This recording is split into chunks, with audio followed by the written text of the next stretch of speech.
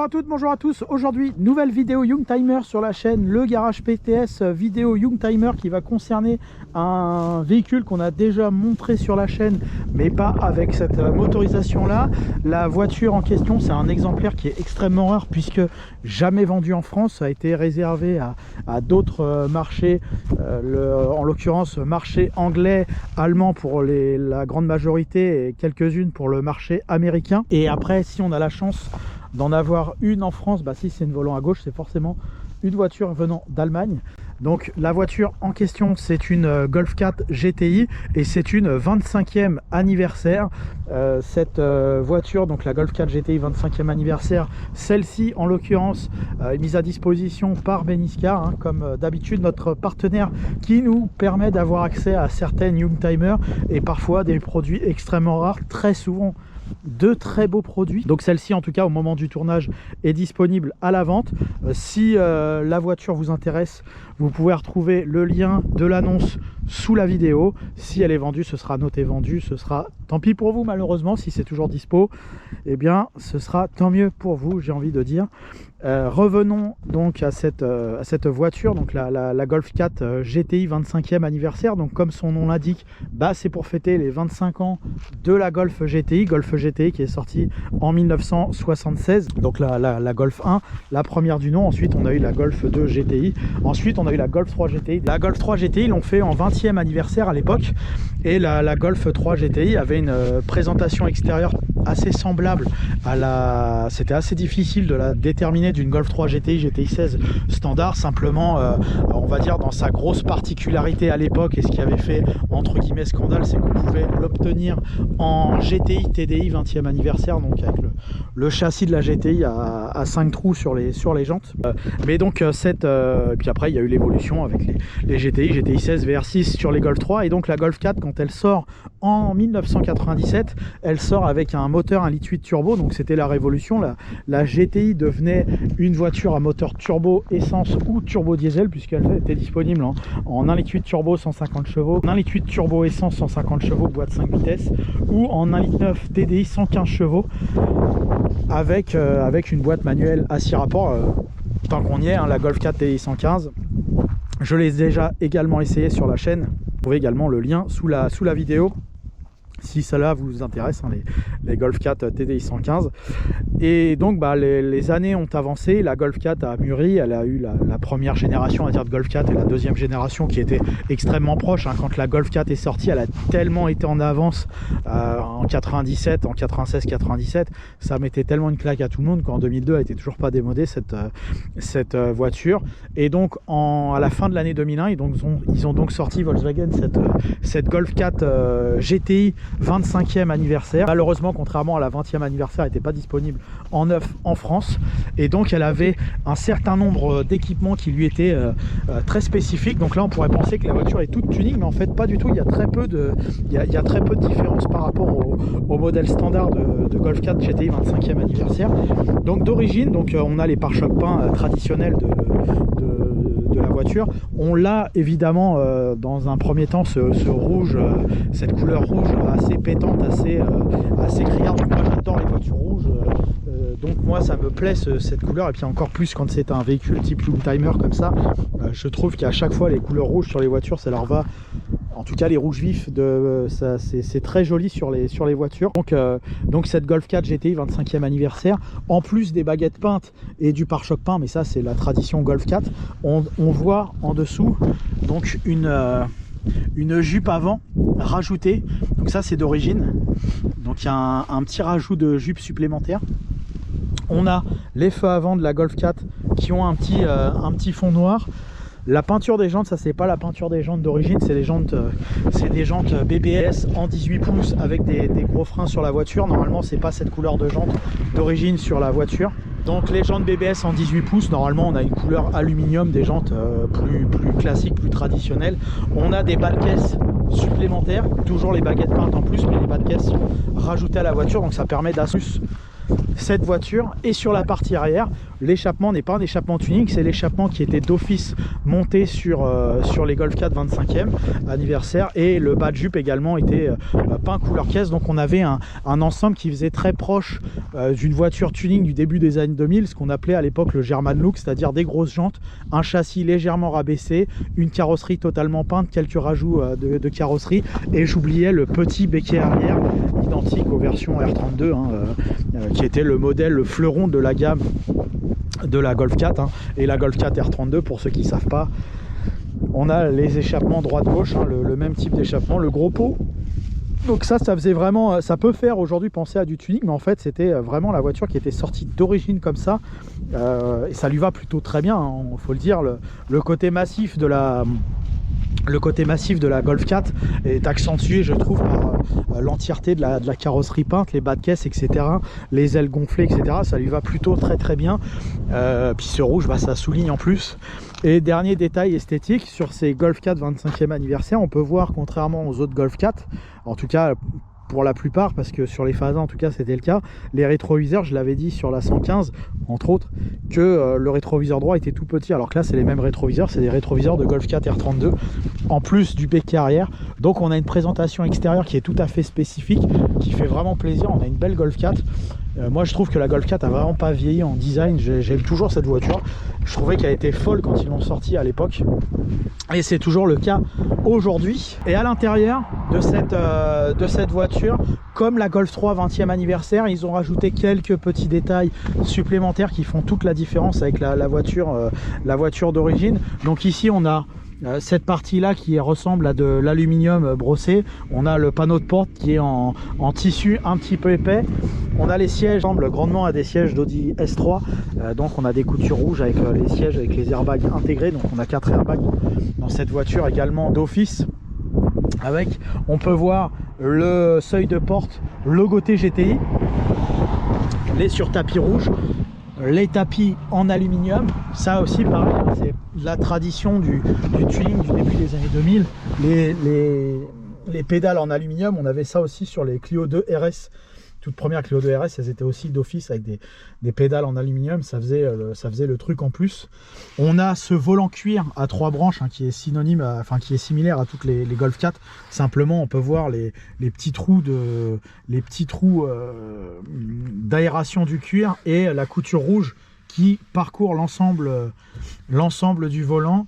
Le compteur, c'est le même que les Golf 4 Phase 2, donc avec ce cerclage chromé. Sur une Match 2 par exemple, on a exactement les mêmes compteurs, avec de gauche à droite, donc une instrumentation traditionnelle Volkswagen, de gauche à droite le compte tour, la température d'eau, la jauge à carburant, le compteur de vitesse et l'odomètre. Au centre, on va trouver l'ordinateur de bord. Donc c'est une instrumentation simple, et toujours évidemment l'éclairage bleu du compteur qui faisait fureur à ce moment-là. Et quand on descend sur le reste, on peut trouver une climatronique, un autoradio CD, chargeur CD, radiocassette, chargeur CD, pardon, traditionnel de la Golf 4 avec le tableau de bord en alu. Et bien sûr, comme sur la Golf 3 GTI 20e anniversaire, le pommeau forme balle de golf qui rappelle la Golf 1 évidemment. Et là on peut voir la petite surprise, c'est que c'est une boîte 6 vitesses, puisque c'est une Golf 4 qui fait 180 chevaux d'origine comme la Golf 4 Phase 2.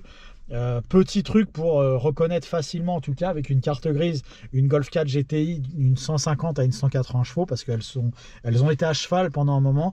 La 150 chevaux fait 9 chevaux fiscaux, la 180 chevaux fait 11 chevaux fiscaux. C'est une manière de ne pas pouvoir se tromper quand vous achetez une Golf 4 pour savoir si c'est une 180 chevaux ou une 150.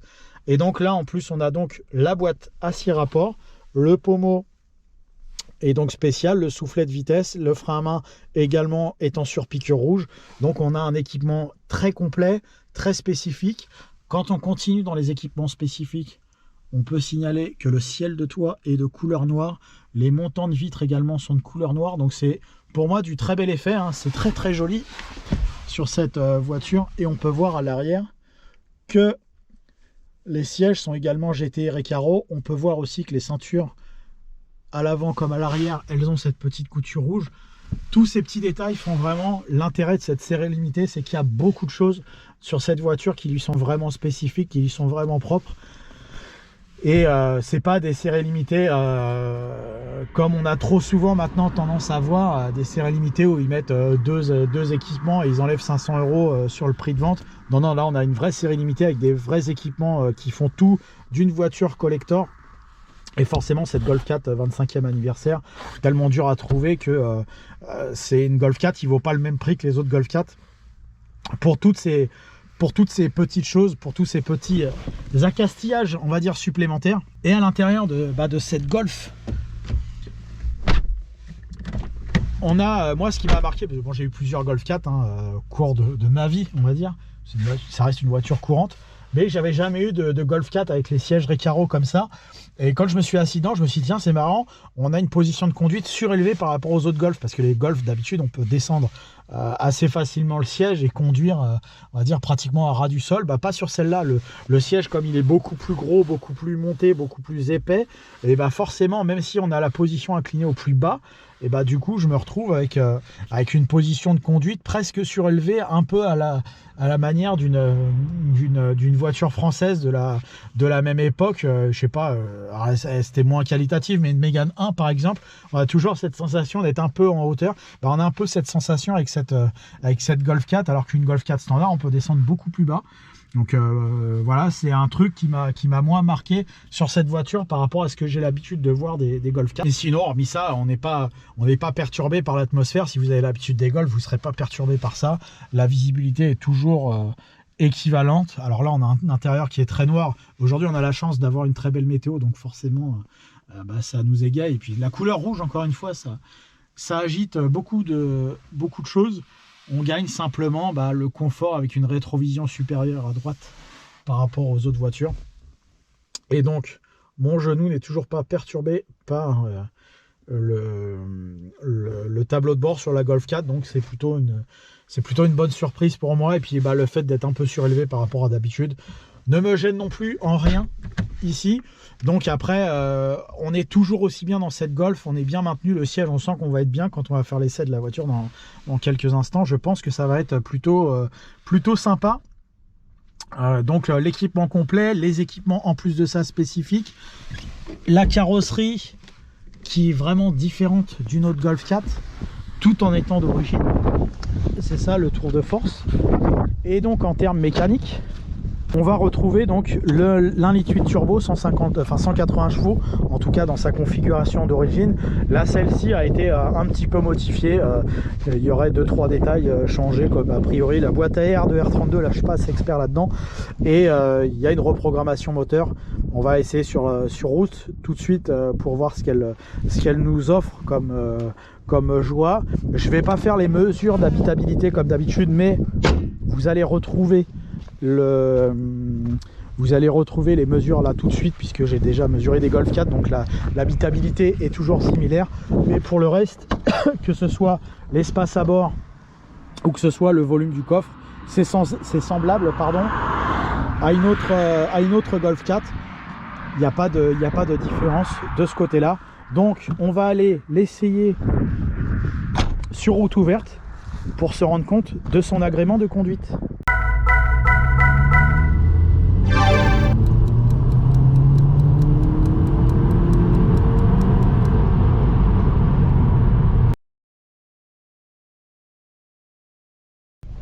Nous voici donc au volant de cette Golf 4.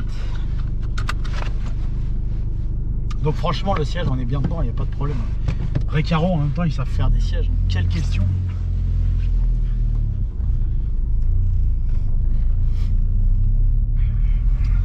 Donc tout de suite, on entend bien le moteur, il a une bonne sonorité. Très légèrement... il est feutré. Alors là, quand on le démarre comme ça et qu'on n'accélère pas, on va avoir on sent que ça bourdonne un petit peu. On sent que c'est un peu sportif. Mais on n'entend pas le turbo pour le moment. J'imagine qu'après, on va l'entendre un petit peu.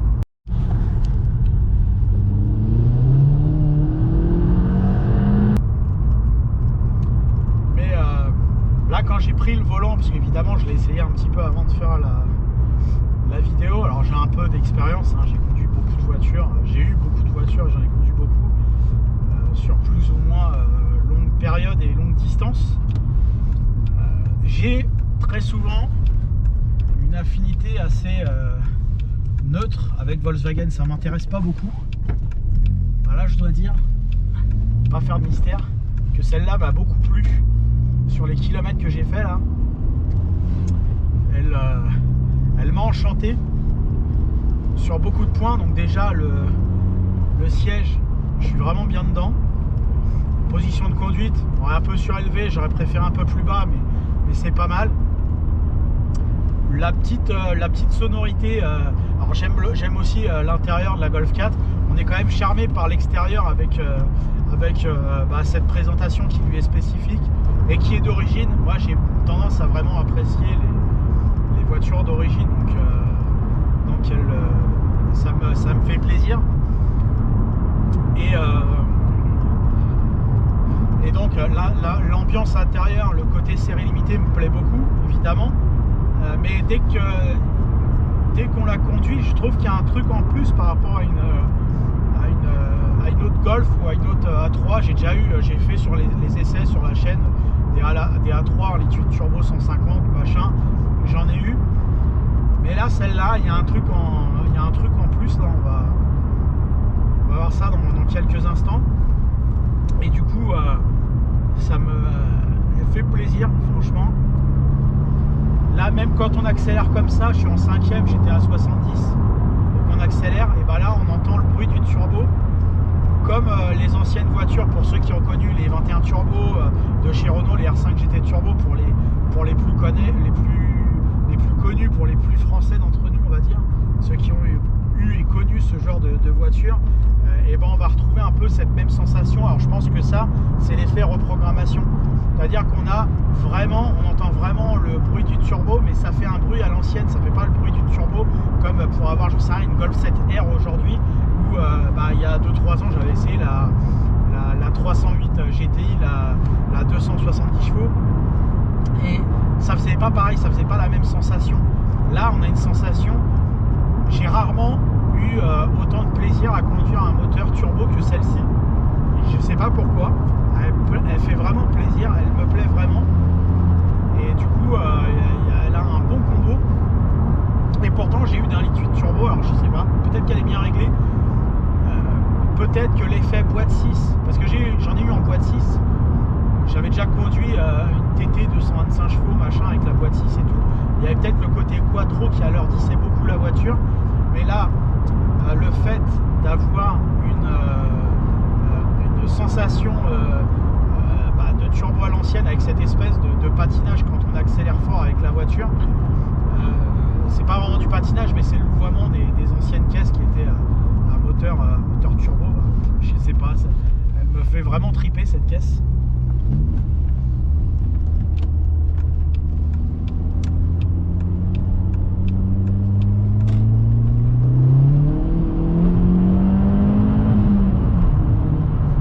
Bien, hein, c'est même pas ça fait même pas hyper sport, puisque bon, elle marche, il n'y a pas de problème. Visiblement avec la reprogrammation, elle aurait dépassé les 200 chevaux, la voiture au banc serait plutôt proche de ce que fait une S3, c'est-à-dire entre 210 et 220 chevaux. Mais une S3 avec le côté 4 roues motrices, ça va être plus lourd, parce que déjà une Golf 4 c'est assez lourd. Peut-être plus sécurisant, mais en même temps ce sera un peu moins joueur et un peu moins dynamique. Là je sais pas, on a tendance à vite s'amuser avec cette voiture sans que ce soit exagérément puissant. J'ai tendance à beaucoup aimer les BMW 6 cylindres machin, j'ai tendance à beaucoup les aimer. Le plaisir est pas le même. Je pense que je préfère malgré tout BMW si je devais choisir, j'en sais rien, une 330i E46, ça m'amuserait plus encore que cette Golf 4. Mais je suis agréablement surpris parce que cette Golf, elle a du tempérament, ce que je ne trouve pas d'habitude sur d'autres Golf. Donc du coup, c'est au-delà d'être aujourd'hui donc une voiture avec de grosses qualités mais sans atouts supplémentaires, et bah celle-ci elle me fait beaucoup jouer. Il y a une voiture qui était un peu comme ça ça fait très longtemps que je suis pas monté dedans, mais qui me fait penser un peu à ce délire là. C'était les Fiat Coupé Turbo 16. Elles avaient un peu ce truc là aussi de voiture un peu patinante, un peu glissante, mais en même temps très intéressante et amusante à emmener. Elle faisait plaisir en fait dans la gamme voiture 200 chevaux, et bah, je retrouve un peu ça avec cette voiture. Elle a un petit côté Delta HPE HF, pour ceux qui connaissent, hein. Vous avez fait des Delta à la fin des années 90, 186 chevaux turbo, c'est un peu ce côté là. On entend bien le turbo quand on accélère fort, sans que ce soit exagérément bruyant. C'est pas le même bruit que les turbos qu'ils mettent aujourd'hui. Là, c'est pas du tout le même charme. Franchement, convaincu, hein. Il n'y a pas de souci avec ça. Ça fait plaisir. Alors évidemment, si aujourd'hui vous cherchez une Golf 4 25e anniversaire, bah, il faut mettre de l'argent dedans, et puis évidemment que ça va monter encore plus, parce que pour le coup c'est une vraie série limitée. C'est pas une série limitée bidonnée avec juste deux conneries sur la carrosserie ou à l'intérieur. Il y a beaucoup d'accastillages qui sont différents, donc évidemment on est sur un pur collector, même si mécaniquement c'est pas forcément celle-là que vous allez acheter et que vous allez trouver une version d'origine, même une version éventuellement à volant à droite TDI 150 hein, qu'on retrouve sur le marché anglais, mais c'est du vrai collector cette bagnole. Donc bah, celle-là est très belle, très propre et en très bon état. Visiblement elle marche très bien, mais d'autres, si vous en trouvez d'autres, c'est une voiture, pour moi franchement c'est à acheter. Elle fait vraiment plaisir, ça fait vraiment plaisir à conduire cette voiture. Par rapport à une Volkswagen standard, je trouve qu'il y a un vrai progrès, il y a un vrai plus. Et là ils se sont pas moqués de nous sur le truc. Je suis très content d'avoir conduit cette voiture. J'en conduirai peut-être pas une deuxième dans ma vie. Aujourd'hui je suis très content que Beniscar nous ait permis d'avoir ça dans les mains, parce que c'est pas tous les jours, et ça me donne envie là pour voir. Il faut que j'essaie parce que j'ai pas eu, il faut que j'essaie une Golf 4 GTI 180. Ça pour le coup j'ai jamais eu, donc je veux voir si on se rapproche en termes d'agrément de cette machine. Après globalement on va retrouver les agréments de la Golf 4 standard, avec une commande de boîte assez précise, une tenue de route qui va être assez neutre, mais bon, qui malgré tout va être améliorée par rapport à une Golf 4 standard, hein, avec les jantes en 18 et le châssis un peu plus bas que d'origine, que sur par exemple une TDI 90 Confort. On va avoir un châssis amélioré sur cette voiture.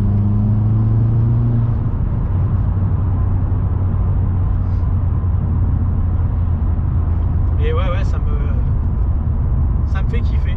C'est vraiment un bon compromis cette voiture.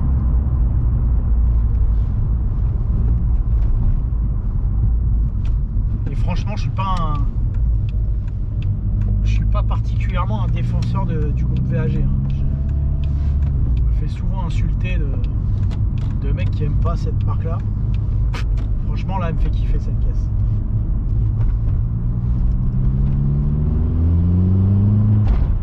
J'adore reprendre un bas régime avec cette caisse et me faire partir comme ça. Il n'y a pas d'intérêt au régime. Tout à l'heure j'ai accéléré un peu, au-dessus de 5000 tours, il commence à plus avoir grand chose. Ça reste un moteur turbo d'ancienne génération, mais j'adore bas régime. Là quand on accélère, on entend vraiment le souffle du turbo qui veut pousser, et ce petit bruit me fait un peu triper. Donc vraiment c'est une bonne auto pour qui veut se faire plaisir en Golf, et ça reste très facile à conduire parce que ça reste une Golf, donc c'est à la portée de tous, hein. Donc évidemment ça vaut un peu plus cher qu'une Golf 4 GTI basique, mais vous avez compris, c'est pas non plus la même voiture. Voilà, merci à vous d'avoir suivi cette nouvelle vidéo sur la chaîne Le Garage PTS. Merci encore pour votre fidélité. Merci encore à Beniscar pour la mise à disposition de la voiture. N'hésitez pas à vous abonner à aimer, à commenter le Garage PTS sur Facebook, YouTube et Instagram. Merci à vous, à bientôt.